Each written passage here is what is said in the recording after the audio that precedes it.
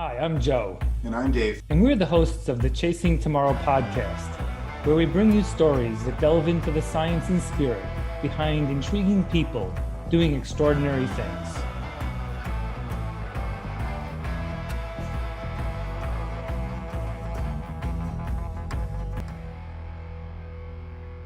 Welcome to the Chasing Tomorrow podcast. This week, episode 36.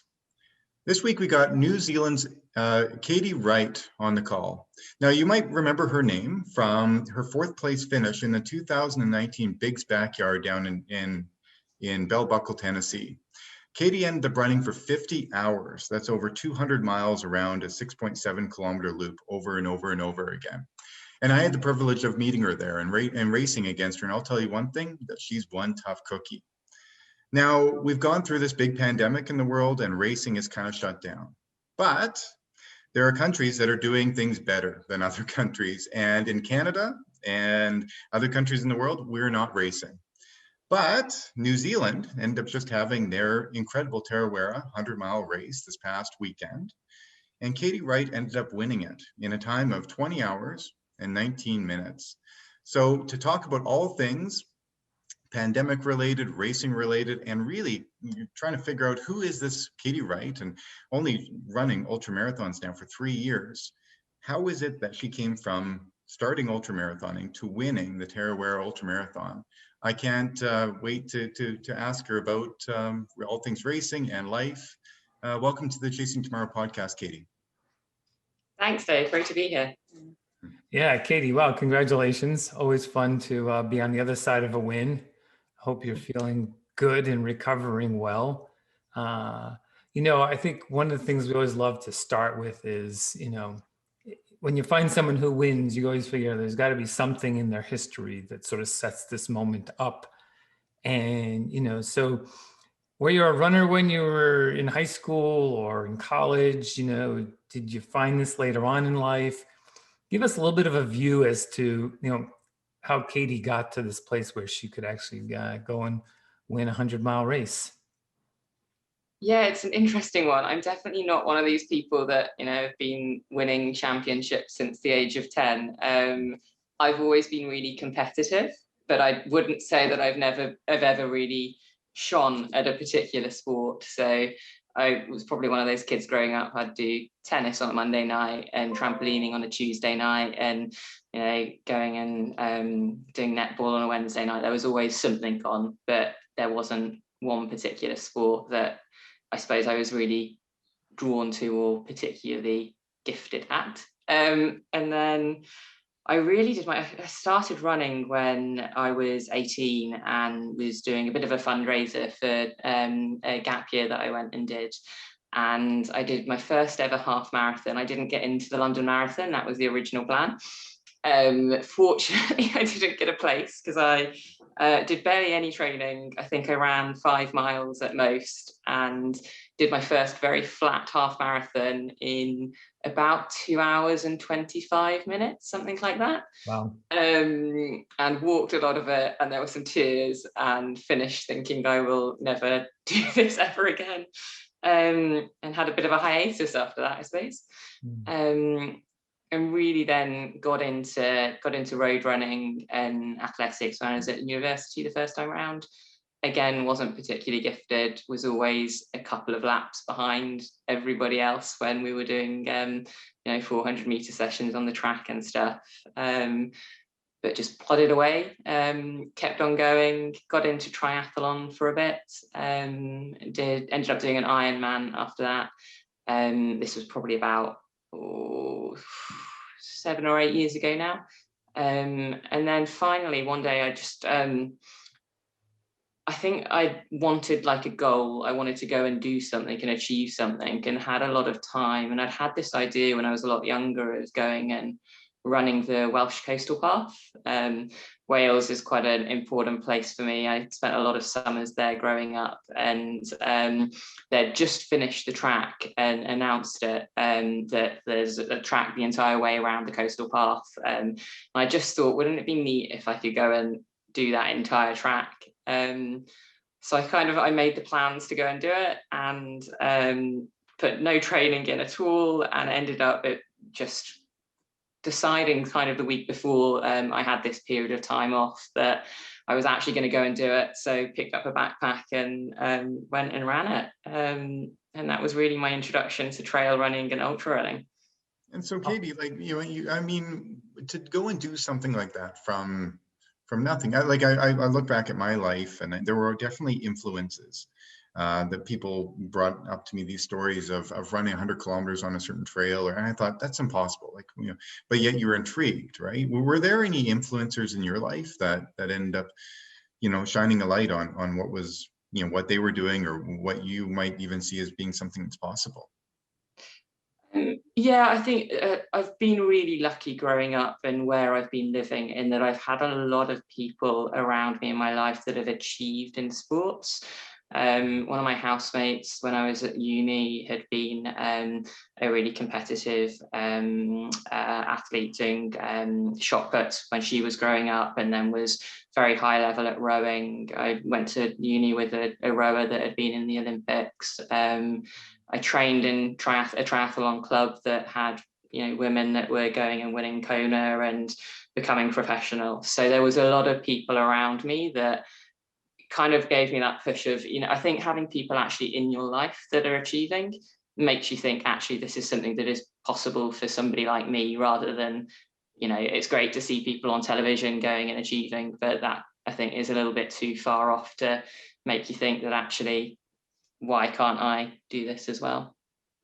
Yeah, I like that. And, if you come back to your 2:25 half marathon, that would probably be almost anyone off the couch could probably get pretty close to that, right? And that not being critical, meaning like, that's where we start. If we don't have a lot of training, or we're not, some, descendant of an Olympic athlete ourselves. But what's great about it, though, is it just shows that where you start doesn't mean where you have to end up. That doesn't have to be the end, because you might not even enjoy the first one. But if you get that little bit of curiosity, which you did by hanging out with others, then, you start to want to do a little more. What was the sort of the feedback loop that you were using to sort of keep going? I think just enjoyment for being out. I don't think I ever really felt that I needed to compete with other people. I never imagined that I would get to a stage where I could go to a race and actually stand at the front of the pack and race a race. It was just the pure enjoyment of being out in nature, spending time outdoors. And then I then have this other side of me that is hugely competitive. And when I saw that being out in nature meant that I was actually improving and getting better, then the competitive drive of, oh, well, if today I can get my time down to sub 2 hours for a half marathon, what about next time? What time do I need to do to be able to get a place at London Marathon? Like, there's always those little incremental goals. So it was never, what time do I need to do to win a half marathon? Or it was always, that let's push this further. If I can go a sub 2 hour, can I go a sub 1:55? Can I go and do a 400 meter session on the track and hit splits of under 100 seconds? Just pushing it on each year and seeing what I could do. Yeah, well, let's, Katie, let's touch on that for a second a little bit more, because, the sport of ultramarathoning is unique as hell, because it's you look at other sports, you look at other athletes that are succeeding within their sport, and it takes all these different abilities. But yet, ultramarathoning is different. Like, even you and I were at Big's backyard, and you look around and you're like, there's no LeBron James, there's no specific character there that's doing exceptionally well. But yet there's something about ultramarathoners that they're stubborn as hell and they don't quit. And so is that something that you noticed within yourself early? I mean, it's nice to be, out there and enjoying the process, because I think that in order for anybody to do, exceptionally well as you're doing in a sport, you have to really enjoy it. But yet, did you start noticing with your running and your, you going out for longer training days and races, that, okay, there was a certain point of time where you stood apart from the rest, that you everybody else seemed to crumble while Katie Wright was doing well or better. Yeah, and that's something that I find really hard to explain. And I think it's the thing that really draws me to ultra, is that I actually find that I get the second wind, or I just don't necessarily seem to slow down. So I might not start as fast as everybody else, but there is something in me. And I do wonder whether more of that is just a mental side of things, of, you know, you started this quick, what you should be able to carry on, and just pushing through. I think there is a huge part of mentality and psychology that goes into ultra running, and that kind of push to make your body do what it perhaps shouldn't be doing. Yeah, I agree, Katie. Like, I think I wonder about that myself too. Is okay. I know that there's a mental component of giving up, and that's what bigs. That's maybe why you're attracted to backyard as much as I am. Is because there's a mental component to all of that, and it's fascinating, I find. But there's also a durability piece, you know, where you get these exceptional runners that run very fast or very effectively and efficiently, and then they crumble. And then I saw you out there on the bigs course, and you just didn't seem to crumble like everybody else. Did you find, you know, in your past and other sports and other activities that you're durable? Would you say that you're a durable person? Yeah, I think so. And whether that's actually, you know, the flesh and bones, or whether it's just the brain that pushes me on, and I can't quite make that distinction, I don't think. Yeah. I certainly found that the fallout from bigs in 2019 was absolutely huge. I definitely feel like I pushed my body more than it should have been pushed. And particularly looking at kind of how you guys all recovered afterwards. I think, you know, you went for a run the next day, didn't you? Well, I had another lap in me. I just needed to get an 8-hour sleep. So, but just one more lap. Yeah. It took me months, absolutely months. I pushed my body way further than it had ever been. And I think that's just that it gives me that reminder that actually you do need both. My body, I don't think, was ready to run 200 miles. My mind definitely was. It was, that year was the first year I'd ever run 100 miles, and I'd done it 3 or 4 times before Big's Backyard. And then I pushed it to go 200 in one go. And I think whilst it was fantastic, and I have absolutely no regrets, the fallout physically from that was absolutely huge. And I think if I went and did that again now with these 2 more years of training, or 2 years, a year and a half, whatever, my body certainly is more prepared and more used to going that distance now. So you do need both, definitely. I think it sort of connects to the whole idea as to why in ultra running, you know, maybe as we get older, we're almost a little better at it because we've conditioned our body for that kind of, you know, consistent pounding or just very long periods of time in that state. There's a really interesting article in Outside Magazine about the difference between what makes you stop, the effort or the pain, you know, and it's hard to sort of know exactly, but there was a, you know, commentary about, you know, that the effort is this probably more a bit of the mental, and the pain is more of the physical that you're feeling through, and the effort is this will to continue to move the system, right? And then the pain is like, oh my gosh, my legs are starting to hurt, which is a different system, right? It's whether it's lactate or something else that's creating this signaling system. And so the idea, I guess, that you pulled off in Biggs was to turn as much of that off. And it was still, the damage was happening, right? You know, but you were sort of finding a way around it. And yeah, I wonder, so do you think as you did, maybe we could talk about Tarawera for a little bit, you know, how maybe that year and a half later, how that affected your race. So tell us about the race. It's a 100-mile race. The course, tell us about the course, tell us a little bit of the setup, and then we'll get into it. It'll be fun to hear. Yeah, for sure. So Tararwera is an absolutely beautiful course. It's up on the North Island in New Zealand, and it starts in Rotorua, which is one of the big centres of Maori culture, and a really beautiful place to be and to learn about New Zealand and the culture of New Zealand, and that's really incorporated into the race, which I find is absolutely beautiful. Particularly having come to New Zealand as a foreigner, I feel like I've learnt a lot about New Zealand from the race itself. It's a really varied course. It starts off with some really beautiful single track around Lake Tarawera. You then take a boat trip that takes you over to the other side of the lake and around the mountain. And that section of the course is actually, there's a reasonable section of road and quite a lot of forestry track, which is all very fast, easy running. There's a couple of climbs, but not too many. And it's a section of the course that I find particularly difficult. I'm not a fast road runner at all. I like, if it's technical, downhill, something that I can really get my teeth into, I love it.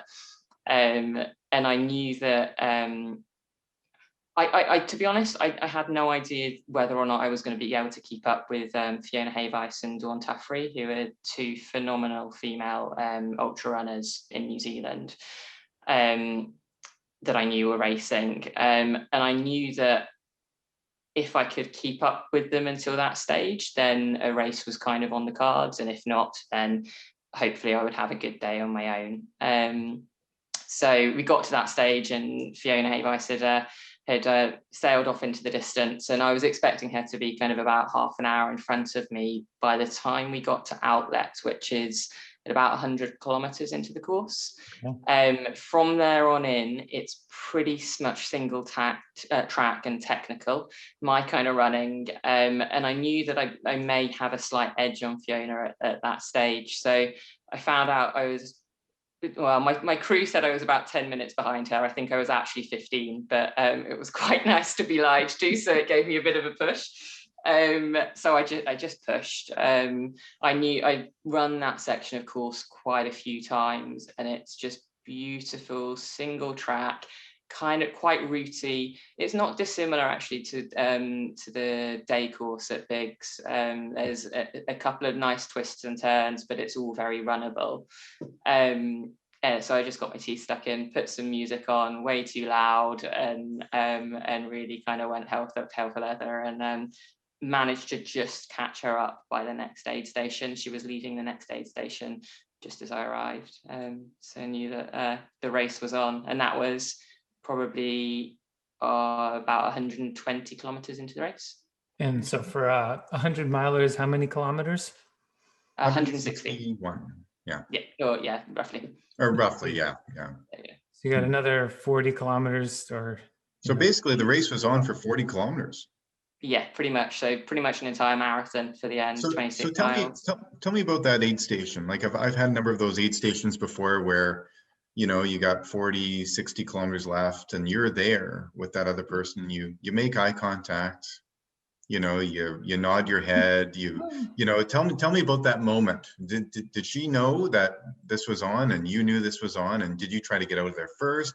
Did you even, you know, did you smile? Did you wink? Like, what does that look like? So Fiona and I know each other really well. She's a really good friend, and it was difficult. I think racing against friends is always hard, and I guess that happens a lot with ultras, given that it's such a small community. So no, there weren't many words at all. She was pretty much about to go. So I think she saw me and kind of hurried up and just headed on out of there. We kind of exchanged a kind of nod and a smile, but it was very much, you know, down to business, and there was no way she was waiting around for me. Yeah. No. But could you tell that she was scared? I think I was just so absolutely focused on the fact that I wasn't expecting to see her there. Yeah. So the fact that I saw her there was like, okay, right, this is real. This is happening. And I was just 100% focused and ready to go for it. And the other kind of addition of that aid station is it's where you can pick up a pacer. So for Tarawera, you're allowed a pacer for that last 40 kilometers. So we both picked up friends to kind of push us on through, and that was a huge lift. So it's the nighttime part of the run? It was before evening. I think we had about another hour and a half of light from them. And then, so now you guys leave together. Are you close to each other for a bit? How does So Fiona left probably about 2 minutes before me. Roughly, I can't remember how long exactly I spent at that aid station. And I didn't see her again for another 7 or 8 kilometers. There's a big climb out of that aid station. And I just kind of ground that on slowly, got to the top of the climb, and then there's a section that's very open, gently undulating, very runnable, not my territory at all. And we got within sight of Fiona, and at this point we all had our head torches on, and I saw Fiona's pacer look around and see catch on to me and my pacer Ellie, and it was a little confusing at that stage because we had the 100-kilometer runners as well. So we were pretty, like, I could see that was definitely Fiona ahead, and they turned around and there was kind of a second of, is that a 100-kilometer runner? And they realized it was no, it was Ellie and I. So they put a huge spurt on, and I knew at that stage it wasn't my territory. I wasn't going to catch Fiona on that kind of nice runnable ground. So we kind of sat back and let her go for a little while, until the next aid station. And after that section, there's a beautiful downhill followed by a really technical trail, single track again, loads of routes, much more my thing. So I just waited until that aid station and knew that I could then put on a gear going down the hill and through the trees. And that was eventually where we caught her. So tell me, Katie, about that aid station. So you're coming into that aid station. Who spent less time or who spent more time at that aid station? Because I can always tell, like, when you know that there's somebody right behind you, you're in and out. Like you transition real quick. Were you in and out real quick, or was she in and out quicker? So Fiona got there a fair bit before me, so I'm not entirely sure how long she was there for. She left as soon as I arrived. So as soon as she saw me, she was like, right, we're not hanging around any longer. And I filled up bottles and went. So I was probably only there for under a minute, I'd say. Great. So then you pass her with what, 20K to go? Yeah, roughly. Yeah. 20K to go. So for the rest of us, 12 miles or so. And now you're in front, and now you're being hunted. And as we were talking before a little bit, we love this idea. We actually interviewed Don Reichelt, who's a pretty strong ultra runner in the US. And he came in third in Tunnel Hill this year with a 13:16. Like, he was cranking. But sort of with like 10 miles to go, he passed someone to go into third. And he said he never turned around again. He ran scared. And he ended up putting like 15 minutes on his nearest competitor because he ran scared, like, oh my God, they're right there. But if I turn around, and if they're right there, that whole sort of psychology. So you have her behind you. There's two parts of it. Tell us how you felt. And then secondly, do you find it easier to be chased or to chase someone? Yeah, good questions. I think it was an interesting crossover. Fiona actually had to stop for a couple of seconds to sort out some chafing. So I think that really helped with the overtaking section. We didn't have to have that kind of crossover of Fiona starting to get a bit faster, me starting to get a bit faster, and deal with that those couple of seconds of actually overtaking. So that made things a little bit easier, I think. As soon as we overtook, it was right, I need to get some distance between us. I would be really interested to see what I'd do in the situation where, if Fiona had then come back and re-overtaken me, I think mentally I would have found that very difficult. I'm not sure how I would have handled it. I certainly think it's easier chasing somebody rather than waiting to be overtaken again. I think the idea of running scared, it certainly gave me a huge push, but it's that unknown of where they are and how far they are is very difficult to handle. It gives you a huge adrenaline boost, definitely, but I found it was very difficult to settle into, and you can't relax and it was still a good couple of hours of racing to go with racing scared. I can say I've never sprinted downstairs quite that quickly towards the end of a race. We had a lot of 100-kilometer runners coming down. There's a section of very difficult, really poorly spaced or unevenly spaced stairs, some of which are a good jump between each one. So there's a lot of 100K runners like walking or hobbling down these stairs. And I had Ellie, my pacer, in front of me just going, it probably wasn't that quick, but it certainly felt very quick, like kind of getting people out of the way and yelling and screaming so that we had a bit of a path to come through. That was definitely pushed on by the fact that I knew Fiona was going to be right behind me, and I knew she wasn't going to be letting up. So and I was right. She gained about, in the last 7 kilometers, it's flat road running again, and she gained 4.5 minutes over 7 kilometers on me. Wow. Really? So, Wow. let's just think about the pacer for a second, because this is an interesting dynamic, right? We all know, you're allowed a pacer in ultra running, which is as much for safety as it is for anything else if we're ever to sort of defend the purpose behind it. But now when you're in a race like that, your pacer's got to both be up for the game, right? I mean, even, because they can't, crush you, go too hard, or they got to be able to keep up with the pace that you need them to keep up with. How was the dynamic between the two of you? Yeah, it was great. So Ellie's a really good friend. We've done a lot of big mountain missions together this year. We actually only met about 7 months ago, but we've been out pretty much every other weekend doing some big missions together. So we know each other's style really well. We know each other's tone of voice really well. We know when each other's are hurting, and it was great. She was fantastic. We hadn't had kind of a pacing dynamic before, so that was an interesting one. It took a little while. It took a couple of kilometers to kind of settle into me being like, oh no, you're going too fast, Ellie, slow down, or like, come on. And we found our rhythm within a couple of kilometers of me kind of giving her a grunt if we needed to go faster, or a woe if we were pushing things a bit too much. But it was it was pretty special to be able to share that with somebody that's such a close friend. Absolutely, yeah.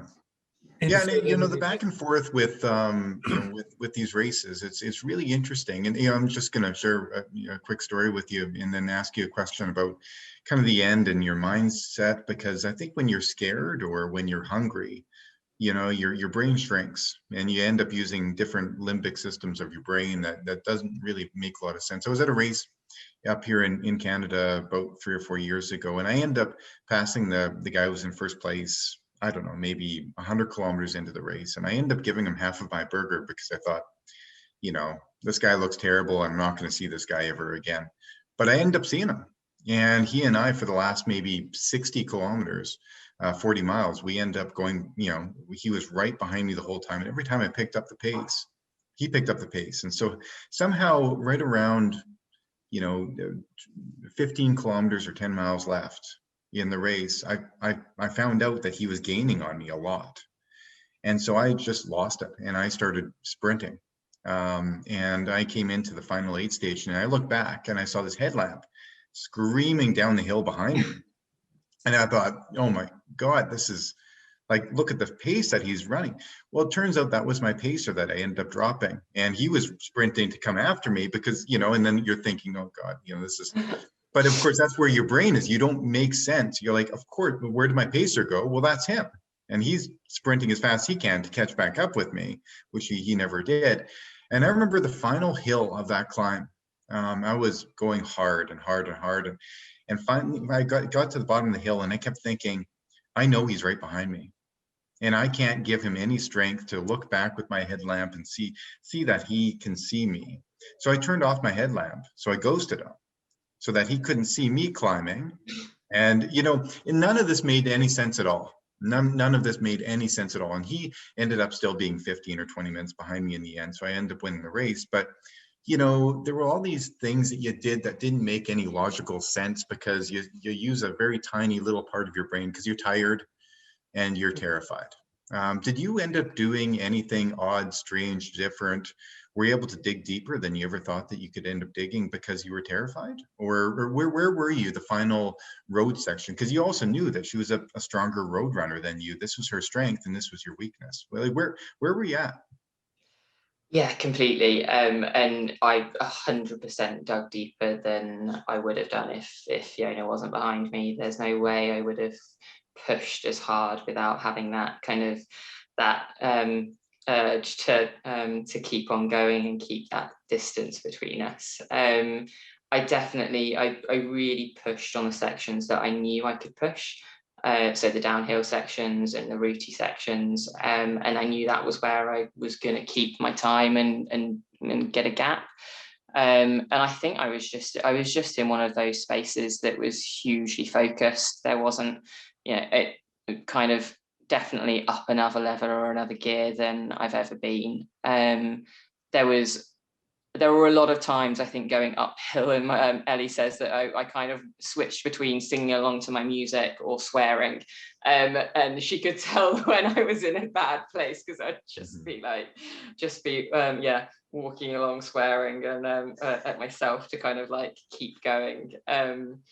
So there were certainly times where it was that I had to fight with myself mentally to tell myself that, how much do you want this? Do you want this to enough to kind of push through and keep going on these climbs? And I guess the answer was always yes. And I knew that Fee would be running faster for the final 7 kilometers. And actually when we passed the last aid station onto that section, Ellie told me that I only had 2 minutes up on her. So that certainly gave me a huge kick to run. And gosh, I can't do minutes per mile anymore, but I think we were running 6-minute kilometers, which at the start, my aim had been to run 6-minute 30 kilometers, and absolutely faster than that. So I was running 30 seconds a kilometer faster than my start goal.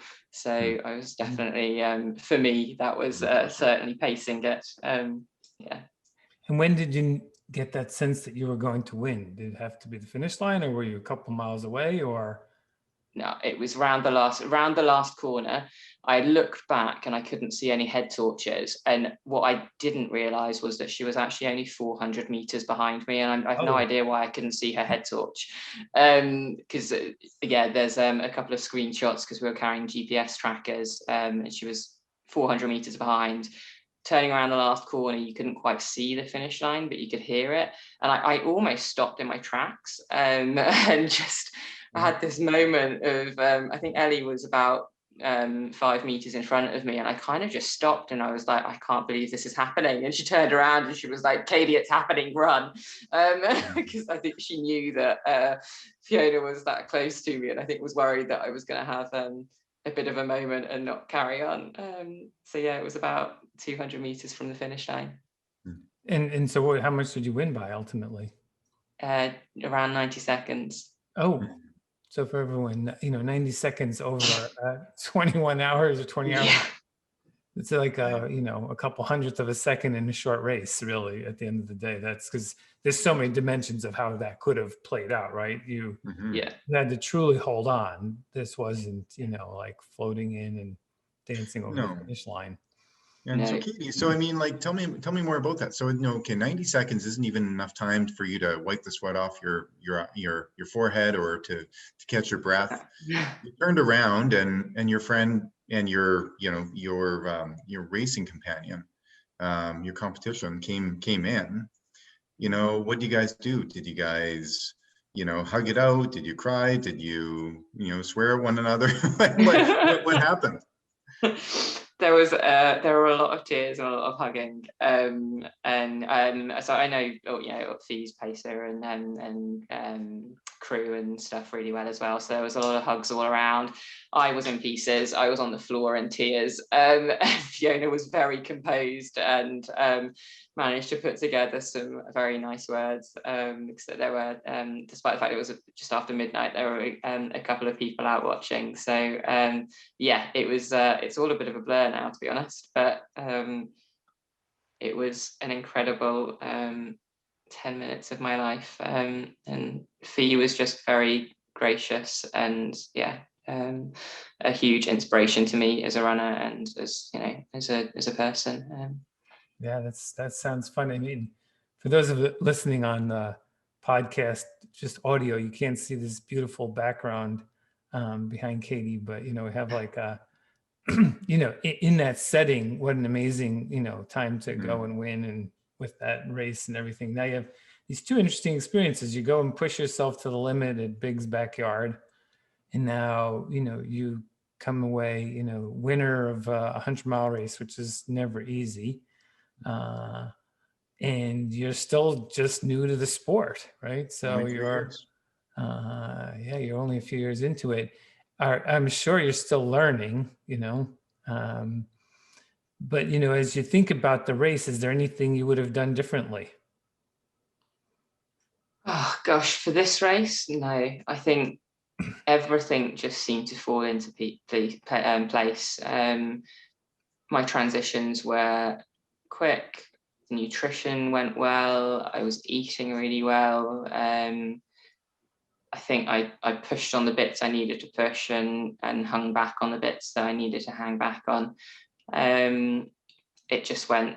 It went as well as it could have on the day, and I think that from a training perspective, I went in having trained very much for a race that I did a month beforehand called the Revenant, which is based on the Barkley Marathons and a completely different training program and racing than Tarawera, which is a runnable miler. So I think I've got a huge amount to do in terms of training. The difficulty being going forward, what do you train for? Do I train for a fast miler? Do I train for the Revenant? Do I train for backyard? And I mean, they're all essentially long ultra events, but other than that, they have no similarities. No similarities. And what's your best sense, Katie? Like, what do you think is going to happen in 2021? Like, are we going to be seeing you next in Tennessee in backyard, or do you have races that are planned in Asia or anywhere else? Like, what are your thoughts with this COVID world that we're living in right now? I think it's just so difficult to actually make concrete plans at the moment, isn't it? Tennessee is definitely on the cards. I was looking at flights the other day, and they do exist.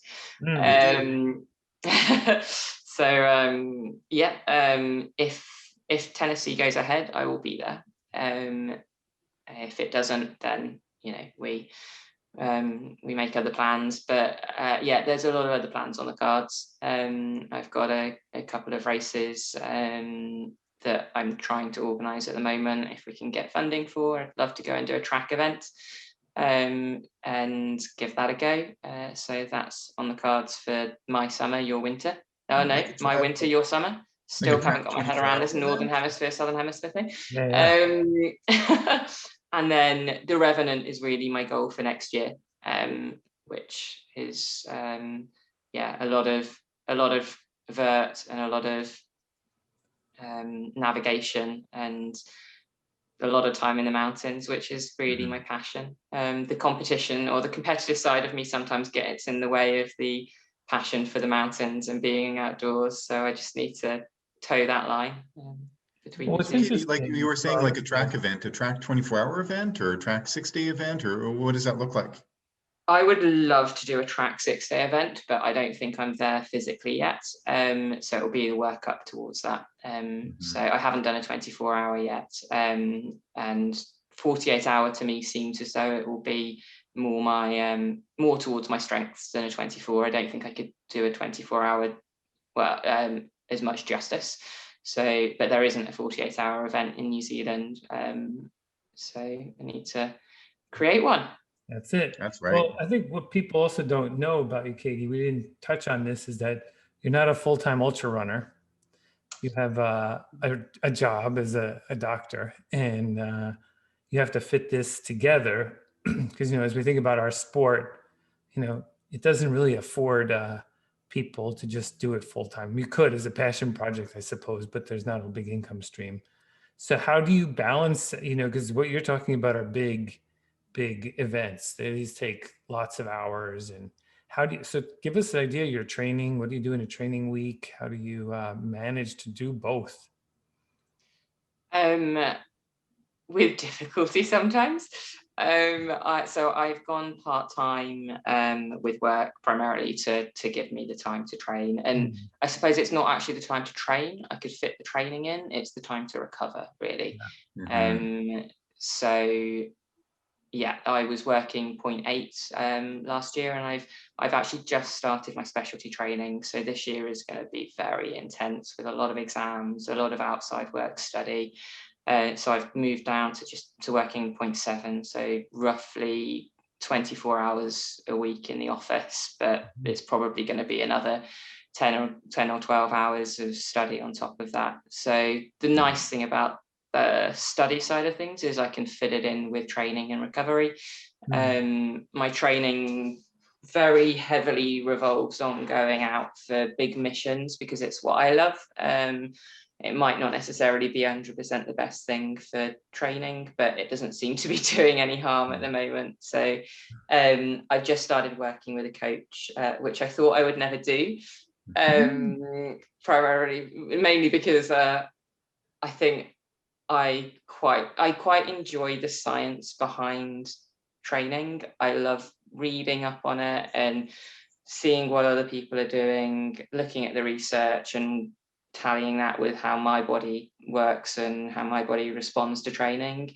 I really enjoy that. But it was taking too much of my time up. I was spending all of my spare time on figuring out my training, and I think being new to the sport as well, you've got to admit that I don't know everything, and there are a lot of people out there with a lot of knowledge. So I've been working with Andy Dubois from Mile 27, and he's been great at tallying together my training, my work. I've changed the race that I was doing as my A race. I was supposed to be going and doing an FKT in the UK and then got this job. So I send him probably every week. I send him an update of, oh no, this is the new plan, and he's been absolutely fantastic at just fitting my life into the training, and clearly it's paying off. So it's exciting. Yeah, no, that's exciting stuff. And yeah, it's I've had experiences with coaches before, and it's alarming, of what they know that you don't know. And working alongside of somebody that you can blame for all the problems, it's wonderful. Yeah. But no, I mean, with our podcast and all the audience that listens, we've got a lot of backyard fans.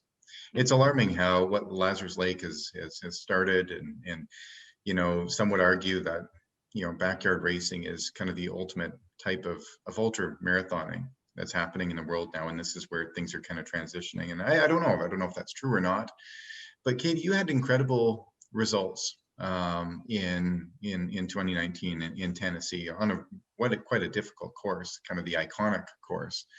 And if all goes well, if COVID cases are dropping and travel is allowed, then I'll be seeing you there. What did you learn from 2019? What would you do differently? What would you do the same? What's a different focus that you'd have going into 2021, Big's Backyard, with what you learned in 2019? Gosh, I just learned so much. It's difficult to even summarize. I'm a completely different athlete than I was in 2019. I think my favorite quote from 2019 that someone said to me was, "Oh, you look like you were just a lady going out for a jog with her dog around the park." And I think, in comparison to all of the athletes that were there, I was certainly the most out of my depth, I think, in terms of lack of of experience, and we just learned so much from being there, from being around all these athletes that have got years and years and years of experience between them, in terms of crewing, in terms of kit, in terms of gear, in terms of how you handle yourself during the difficult times. Yeah, it was huge. I think I learned a lot from the recovery as well, and how much recovery I needed, and what I didn't do after the race to help that. So that took me back a good few steps of actually being quite scared to go and do another race afterwards, because of how difficult the recovery was, and not wanting to go through that process again. But I've definitely learned from it, and I now actually take a kit for after the race that's pre-prepared with some rebuild and some a decent meal, and some compression clothing, and make sure I get some sleep. So that's been that side of things was something kind of unexpected that I learned, I suppose, from it. Would you keep the same pacing strategy around? I don't know what Dave and others talk always about. Do you give yourself as much time as possible, or do you try and just spread it out and go easier? Do you have a thought on how that might evolve? For me, I know that I'm never going to be somebody that can run a 32 minutes Right. backyard. That would be like my tempo run. I'm never going to be able to keep that up. Even with more training, I'll probably knock a couple of minutes off what is my comfortable. But I think you really have to play to your own strengths in the backyard. If you are a strong, fast runner, it probably pays to run faster, because you can run faster but keep your heart rate down. Yeah. For me, I can't do that. It wouldn't be sustainable. But I know that I can manage on that small amount of rest. Stopping at aid stations is never really something that I've done. I don't really like stopping. If I'm going out on a big mountain day, if I was on my own, I wouldn't really stop for lunch, or have food as I go. I don't particularly like stopping, so it's not uncommon for me to just carry on plodding, and I think I get my speed from the fact that I don't stop. I don't think there's a right way or a wrong way to approach the backyard. I think it is very individual, and you've got to always play to your own strengths. And that's what makes it so interesting, watching other people's approach, and what works for other people is so interesting. Like I've listened to Dave, a lot of your stories and approaches to backyard, and it's so funny because I can absolutely see why it works for you. And for most of the things that they work for you, I'm like, no, that wouldn't work for me. No, that wouldn't work for me. And yet we both have been successful at it. It's not that either way is wrong. It's just that we are very different runners. No, and that's what's beautiful about backyard is there's so many different ways to skin a cat when it comes to that. And so maybe with our audience, what was one thing that really was successful for you? Was it your mind? Was it your mental game going into transitions where you had the 5 or 10 minutes between loops? Was it being out on the course? Was it looking forward to the evening loops? Was it letting yourself relax out on the climbs and really pacing yourself when it came to the hills, walking the hills, when to run, when to kind of transition in and out of a walk run strategy on the course? Like, what was really useful for Katie? I think knowing your pace and knowing what pace works for you is really important, because that's what you're going to blow out if you go too quickly for you.